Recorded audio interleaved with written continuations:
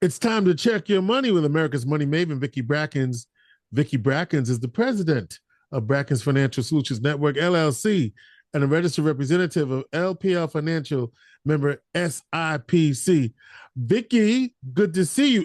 Wait a minute, Vicki, this is our first time together in 2026. 26. That's Hey, right, what's George. up, Vicki? I'm so glad you did that because I was going to like, wait a minute, George, do you realize this is our first time together since 2026? Well, I guess I can say Happy New Year. Happy New Year. And I even dressed up for the occasion. I look at you, okay?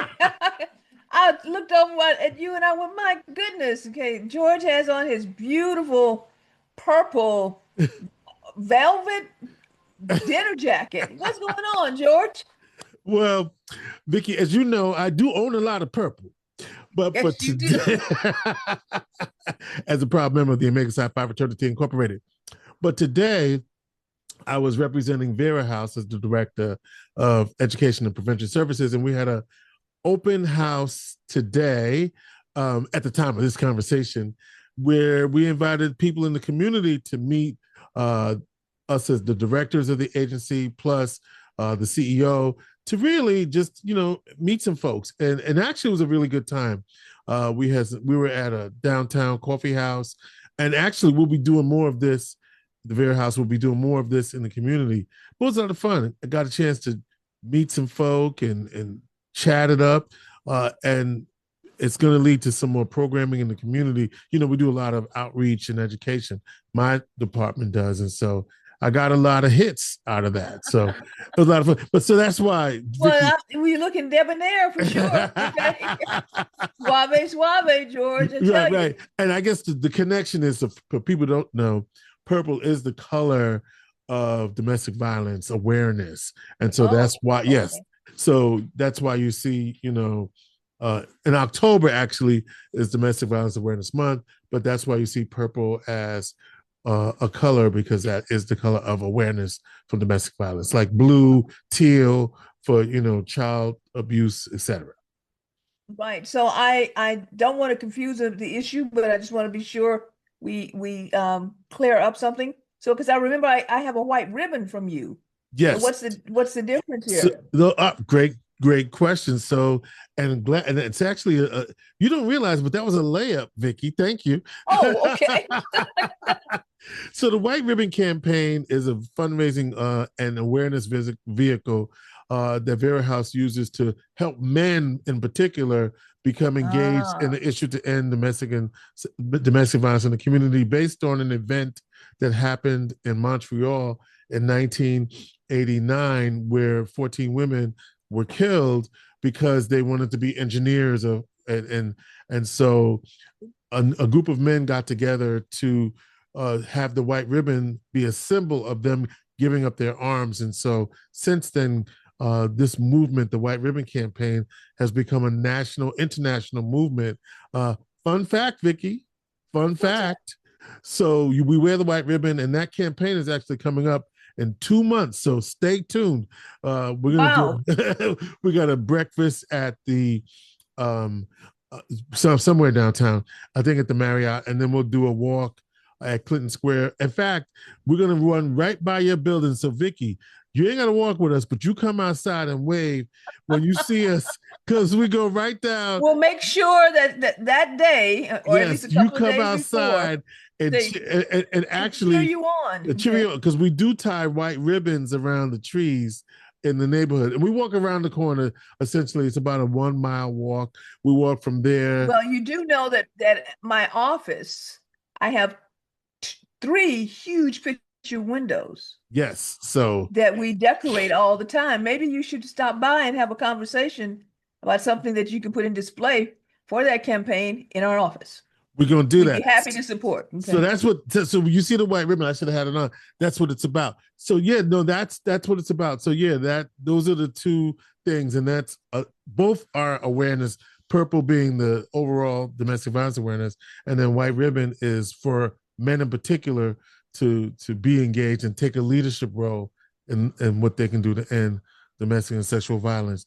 Vera House is gonna be happy with you, Vicki, asking me all about that. Well, George, listen, it's a new year, and I want to make sure. In fact, most of our segment, this conversation today is going to be kind of bringing everybody up to speed Yeah. on things that have happened in the new year. So here's the first thing I want to do. Oh, wait.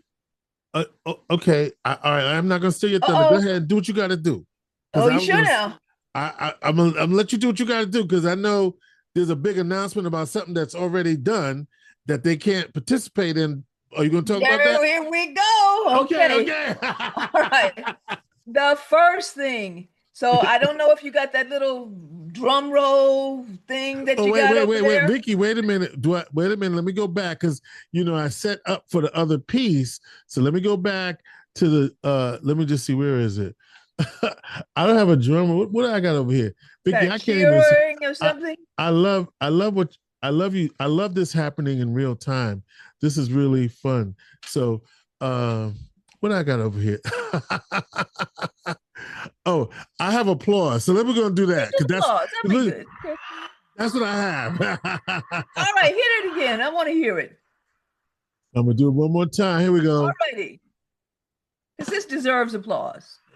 Here we go. There we go. Yay! Okay. Yay! All right. So as everybody knows, on February 22nd of 2026, we will Yes. be hosting our 18th annual Black History Month Jazz Cabaret in support of the Central New York Jazz and Arts Foundation. I Yes. can't believe, first of all, George, that I'm saying 18 years. Wow. You've been 18 supporting this for years. 18 years? 18 years. Wow. That mean, so if you go back, you know how they do the retrospectives when you look, and I look at some old pictures, I went like, "Ooh, we were skinny and we had black hair." We were. Yes, we were.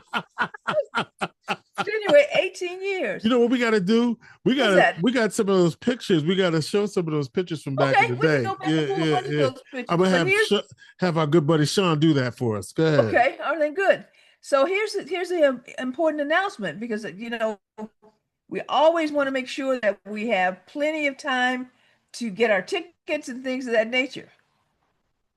Sold out. Sold out. It was sold out. We are sold out. And this is not. Totally.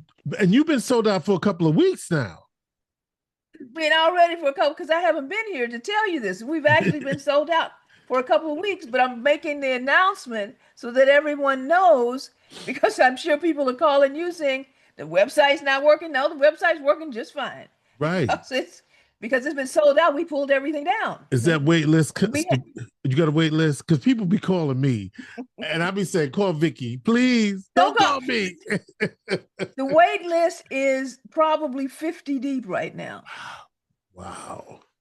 So yes, there is a wait list, but Yeah. okay, and yes, there usually are a few people at the end, meaning something happens with their family, Right. a change in schedule, where we have a few that morning. And I really appreciate the fact that if your plans have changed, our audience has always been very gracious and has called in and reached out or sent a note saying, "I'm not going to be able to use my ticket, sell it to someone else," and so forth. But as it stands right now, we are sold out. Mm. So this year, just so everybody knows, we have our performance is going to be held there at the Drumlins on the 22nd of February. Doors open at 4. We have our special buffet that's always graciously sponsored by Bill and Nancy Byrne. We are going to have performances by Jeff Kawishawa, and who used to be with the Rippingtons, and also Lori Williams. And this year's award recipient is Miss Hope Knight. Now, you probably read in the newspaper or online that Hope Knight is the head of the New York State Empire State Development and is known as New York State's economic czar. But this is the woman who put her footprint and all of the energy necessary to bring across the line our Micron moment. And we thought Really? yes, she's been very much in the background. We really haven't said thank you to her. It's time for Syracuse to embrace her and say thank you because here is the energy. You know, there's always somebody who's moving the train along. Okay. I keep talking about getting on the train. Well, this was the train conductor, Miss Hope Knight, and we are looking forward to seeing her on the 22nd. And we want all of Syracuse, bring out your flowers. Bring out your flowers to absolutely tell her thank you. And by the way, I did find out something, because I know this is going to happen. Miss Lori Williams, our performer, Okay. is a member of Delta Sigma Theta. So I expect there's going to probably be some red in the room, which may be also one of the reasons we got sold out so early. Okay, because I hear there's some tables that were bought, okay, very, very early, okay, related to not only Hope Knight, but also Lori Williams. Hope is of Delta too? Oh, I don't know. Oh, but you meant Hope Knight as because I know the that recipient. But the recipient that many people within the community, the business community. Yes. Is Lori a vocalist? What does she play? What is she? Oh, she's a vocalist. Yeah, Lori Williams is a vocalist. Okay? Yes. Yeah, and she's an internationally known jazz vocalist, educator, songwriter, and producer. She also hosts a radio show, so we have to go. May need to check her out. Okay? Yes, sir. Yes. Okay, George. So that's the first thing I wanted to talk about. You got a few things up your sleeve. Go ahead. Here's the second thing. Okay. I don't know how many years we have been together now. I don't know. I think it's closer to 16, 17, 18, somewhere in that range. Okay. But we've had lots of conversations. And last week, you and Mr. Michael Jennings referred to one of those conversations. That was one of the first. That was early. Yeah. It was early. I gave it to you. It was early, where we talked about the development of what the pyramid was. Yes. The pyramid as far as economic growth. Yes. And the stages. Yes. And the stages were poor. Broke, stable, prosperous, rich, and wealthy. Okay. Yes. Okay. And so you had a definition for poor, the difference between poor and broke. Okay. And it got a little fuzzy last week. All right. So when I come back in and crystallize that again. Come on, crystal. Everyone. Give me some crystal. Okay. And here it is. Poor is without resource and without options. Come on. Without resource and without options. And I told everyone, for many people in this community, that we say that we were poor. We were never poor. We were profoundly broke. Okay? Because broke is without resource, but we have options. Right. One of the options is to get education. Another option is a friends and family. We have other areas that can help us. But when you're poor, you're without resource and without options. You know what, though, George? And this is going to kind of dovetail into a subject that I'm talking about a little bit later. I think it's probably time for me to put that on a T-shirt. Go ahead. Okay, right, along with some other things that have happened lately that, that we should probably put that into a T-shirt so everybody can look at the pyramid, okay, as far as how you follow through on the economic growth. All right.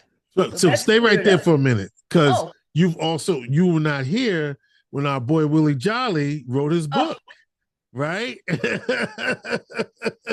What did he say, Vicki? Do you remember what he said? No, tell me, George. Well, I'll start with, see if you can finish it. Rich is good. Oh, but wealthy is better. Thank you very much. Rich is good, but wealthy is better.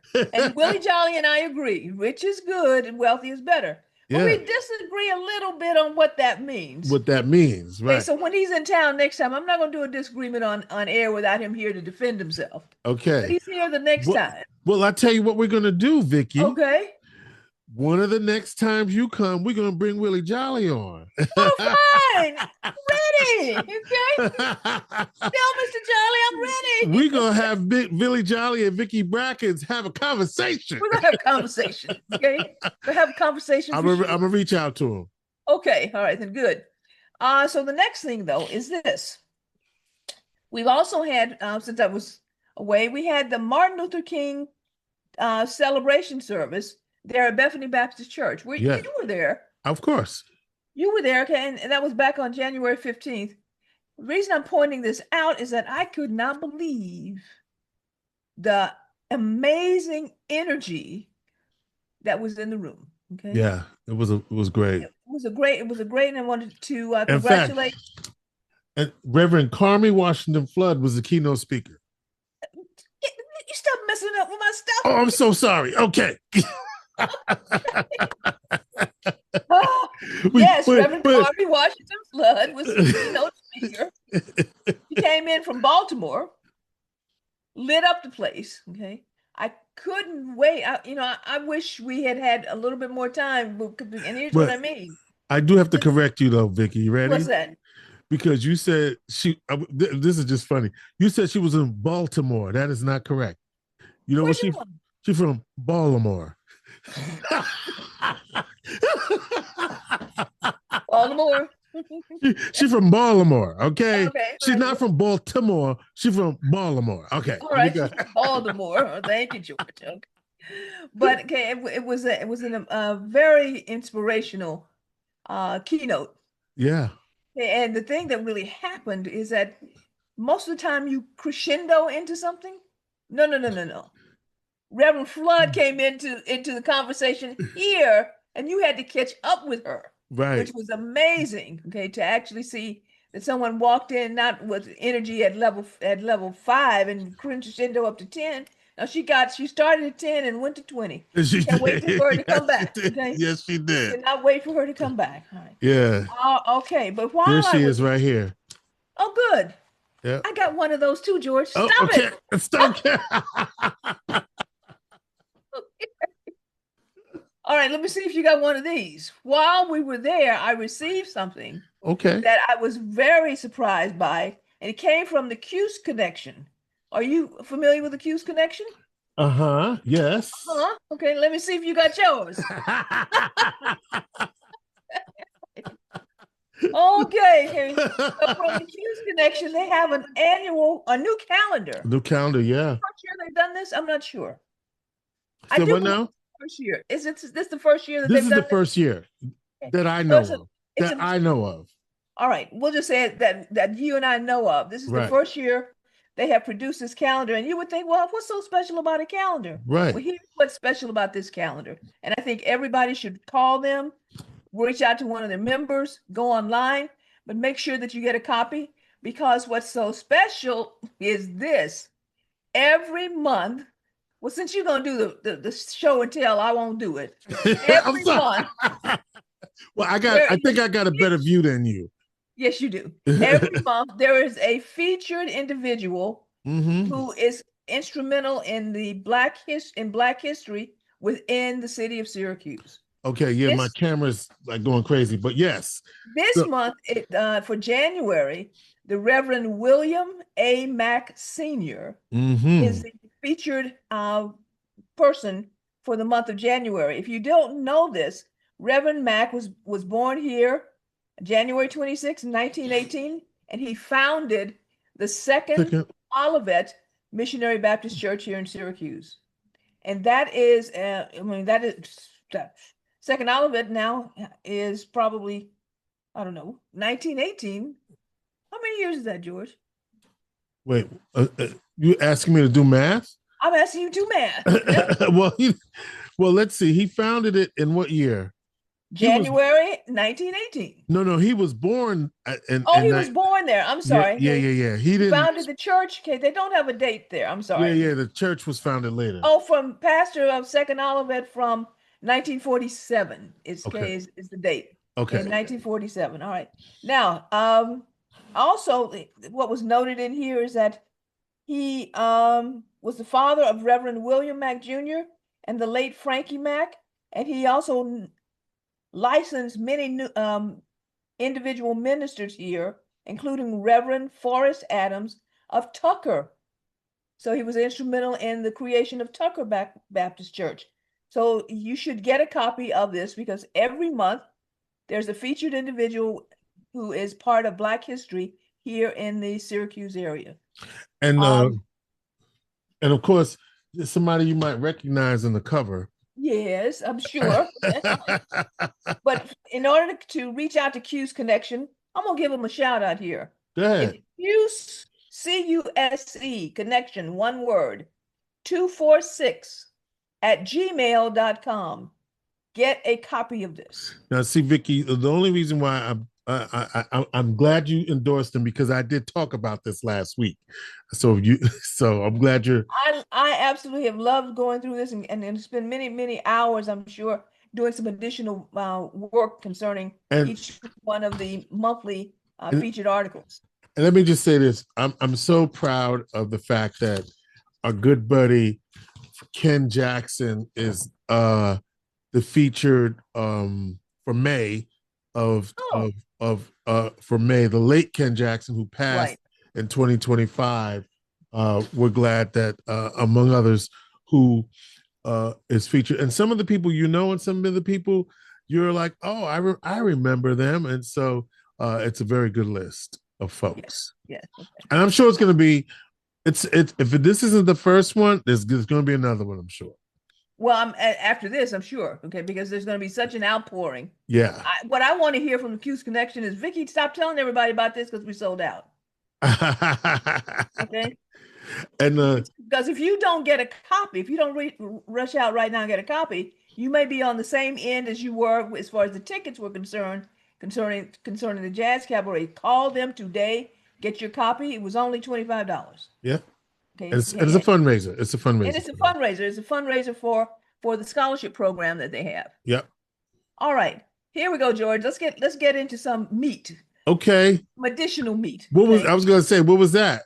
Right. Okay. I should say get into some meat. And I've shared this with you that I've been involved in for the last 2.5, 3 weeks now, which will be going on for the next 3 to 4 months, a special training program in artificial intelligence, AI.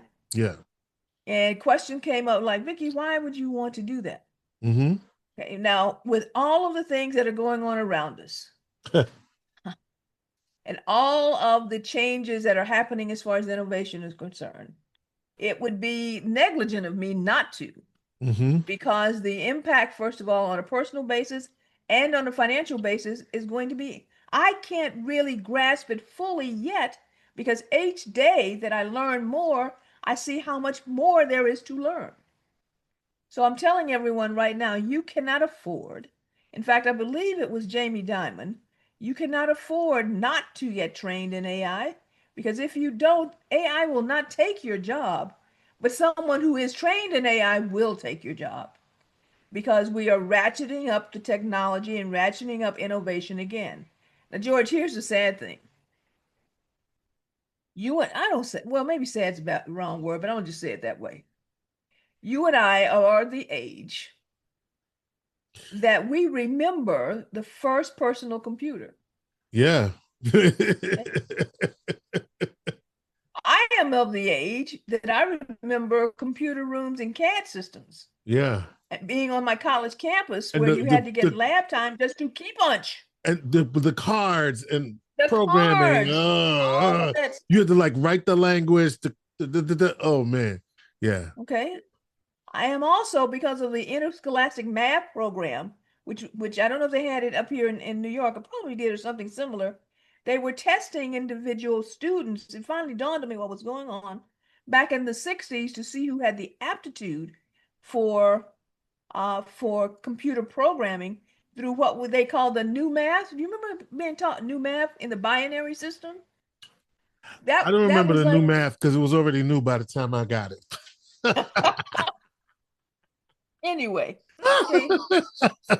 Special training programs and testing to see who on a natural basis had an aptitude for that. Anyway, you think about it, we saw personal computers, we saw laptops, we saw individual computers in our hand as far as our cell phones are concerned. We've seen the man on the moon, you and I, we've seen the man on the moon, we've seen space stations in the sky. We've seen all of these innovations taking place just in our lifetime, George. Yeah. Just in our lifetime. So why would we think that this next iteration should be any different? Because the acceleration between each one of those over our lifetime has always picked up speed. It's just next. So artificial intelligence or is basically a technology that allows for computers to do things that normally require human intelligence, like understanding language. That's why you hear the term large language models and recognizing images and making decisions and learning from experience. Yeah. Learning from experience. So in these classes that I've been taking, the thing that dawned on me is this. People with experience, if we take the curtain back and remove the fear, are actually the individuals who are going to have the greatest skill set that can be deployed into artificial intelligence immediately. And who are the people with experience, George? Let's see. Not us. Yes, us. It's life experience Oh, because it is us. I thought you were it's gonna say not us. us. Oh, it is It's us. us. Okay. Okay.